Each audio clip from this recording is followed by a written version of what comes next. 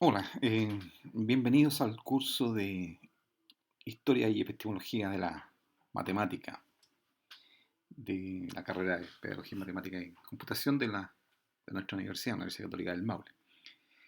Mi nombre es Fernando Córdoba Lepe, seré su profesor y espero tengamos la oportunidad de disfrutar este curso pese a las circunstancias que actualmente vivimos en el país. Circunstancias que no son ajenas a todo quehacer. Eh, el afán del ser humano, el afán de su existencia se ve atravesado por la pandemia de COVID-19 y, por cierto, todas las disciplinas tienen algo que decir al respecto y la matemática tiene mucho que decir al respecto y ustedes sabrán a través de los medios de comunicación cómo aparecen proyecciones, eh, modelos matemáticos de cómo la pandemia avanza, cómo son los procesos de propagación, cómo son las cadenas de contagio y cómo hay equipos humanos y científicos tratando de entender eso. ¿Ya? Eh, bueno, eh, en cuanto al curso de epistemología, ¿qué es la epistemología? Es, ¿Qué es lo que define? ¿Cuál es el significado de la palabra que define principalmente esta asignatura? ¿Ya? Pero antes de entrar a eso, me gustaría referirme en la figura que ustedes ven en esta primera diapositiva, ¿ya? Y quizás alguno de ustedes reconocerá, digamos, que al pintor que hay detrás de eso, digamos, ¿ya? Quizás es una mezcla, ¿ya?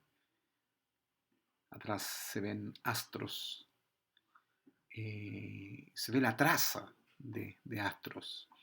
Entonces es un cuadro que trata de rescatar una dinámica. Cuando algo se mueve, hace una trayectoria y esa trayectoria, si yo la grabo, la hago permanecer visualmente, marca una traza. ¿Ya? ¿Alguien reconoce al pintor?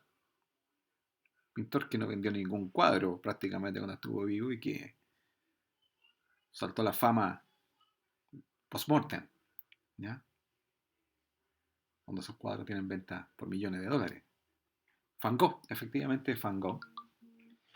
Y tiene esa especial característica de recoger el movimiento, la vibración en sus cuadros. ¿Ya? Bueno, hay un sector de la matemática que tiene que ver mucho con eso. ¿Ya? Se llaman los sistemas dinámicos. Y en ese sector de la matemática, estas trazas eh, son trayectorias, son órbitas de los sistemas.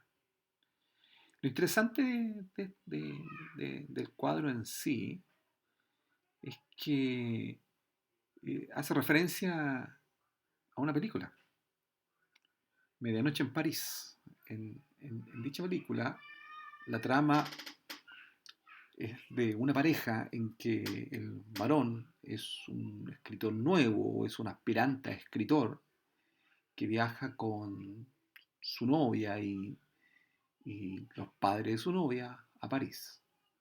Pero francamente hay intereses dispares entre los de él y los del resto del grupo.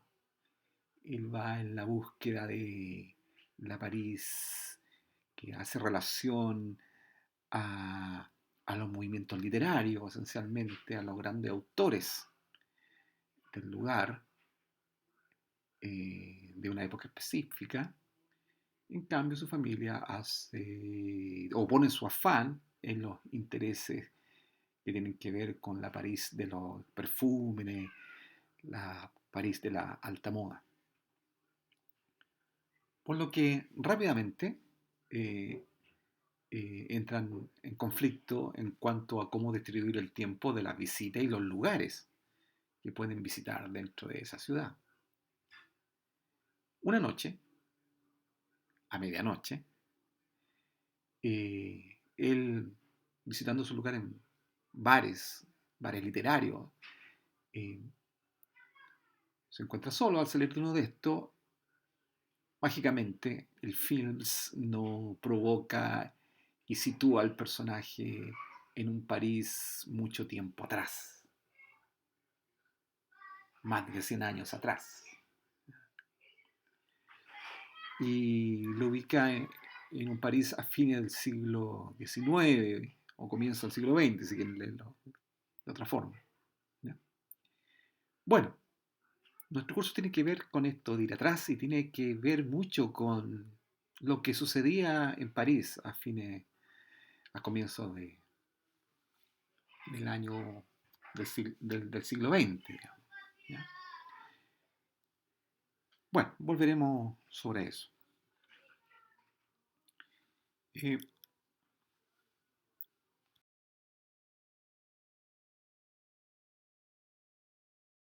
¿Qué tiene que ver? ¿A qué hace referencia la palabra epistemología? ¿Ya?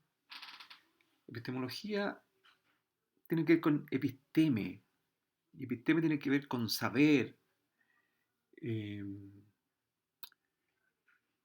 y es como el estudio del saber, es el estudio del conocimiento. ¿Ya? Pero la gran pregunta es cuándo algo constituye un conocimiento. ¿Ya? ¿Qué es un conocimiento? ¿Ya? Y el conocer tiene que ver con, con el tema de la verdad, tiene que ver profundamente con el tema de la verdad, porque la pregunta es, ¿algo falso constituye conocimiento? Y tal parece que no. Uno no le llamaría conocimiento a algo falso. Uno no le llamaría conocimiento o no diría que una persona eh, maneja un conocimiento si lo que afirma es falso. Pero el tema de la verdad entonces parece ser preponderante, es decir, qué es verdad, qué no es verdad. ¿No? Y la verdad es un concepto que uno podría suponer dos posturas, que es un concepto que la verdad existe como tal, es decir, algo es verdad o no, como la lógica matemática, como las proposiciones, ¿cierto? La proposición P es verdadera o falsa, si no, no es digna de llamarse proposición lógica. O la verdad es subjetiva, es decir, depende de circunstancia y de quién la diga, de quién observe o de quienes observan. Bueno, eh, hay un tema que se enfrenta a a la idea de verdad y que es cómo mucha gente se conduce por el mundo, se conduce a través de afirmaciones, ideas que tienen que ver con la fe, que tienen que ver con las creencias. Y hay gente que uno respeta porque se conduce muy coherente, o lo que uno evaluaría como muy coherente. Entonces, en el fondo, eh, tal parece que el conocimiento eh, tiene que ver con esto de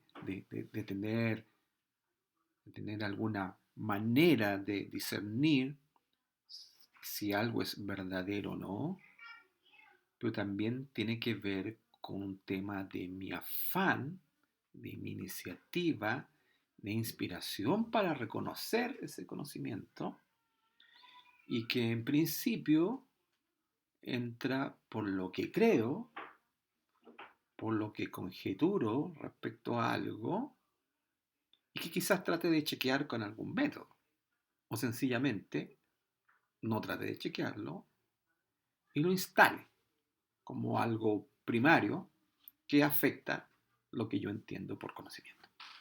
¿No? Bueno, la epistemología es una aproximación filosófica al conocimiento, ¿cierto? ¿Ya?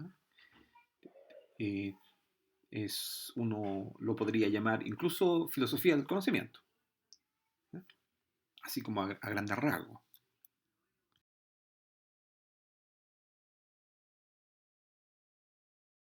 En ese sentido, hacer epistemología es estudiar el conocimiento con una perspectiva disciplinar, es decir, como un área de estudio. Mi objeto de estudio es el conocimiento. Y en el conocimiento hay involucrado personas, hay involucradas afirmaciones, ideas de estas personas. Y de estas personas actuando en términos individuales o actuando en forma colectiva. Y estas personas que están ahora o que estuvieron. Es decir, porque el pasado también forma conocimiento, que nos llega a través del lenguaje, que nos llega a través de los historiadores, ¿cierto? Por lo tanto, en el fenómeno del conocimiento, eh, como dice la diapositiva ahí en azul, concurren circunstancias históricas, psicológicas y sociológicas. No es ajeno una aproximación al conocimiento de estos elementos. No puede ser ajeno de estos elementos. ¿Ya? Bueno, pero el tema principal siempre es cuando un parecer se instala como un saber. ¿Ya? Y ahí entran una serie de características que eh, en principio son huidizas y que se van a rescatar desde las matemáticas de cierta manera o de ciertas maneras, entendiendo que pueden haber distintas visiones para distintos matemáticos, por ejemplo. Eso puede ser una novedad para ustedes. Es decir, la matemática siempre se nos ha dibujado como un tema bastante absoluto, consensuado, eh, común, universal, ¿cierto? Bueno, pero quizás no es tan así. Y quizás justamente en este curso nos vamos a sorprender de eso. ¿Ya? Bueno, necesito para transformar un parecer en saber conceptos como los que están ahí, ¿cierto? Verdad, objetividad, realidad o justificación. Y eso hace referencia a, a cómo uno se ubica en el mundo y cómo se ubica el mundo respecto a uno. Hace referencia a lo que tiene que ver con lo objetivo, si es que eso existe y creo que existe o no, y con lo subjetivo, con el mundo interior.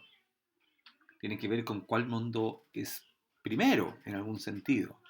¿Soy un sujeto en el mundo o porque soy un sujeto tengo un mundo?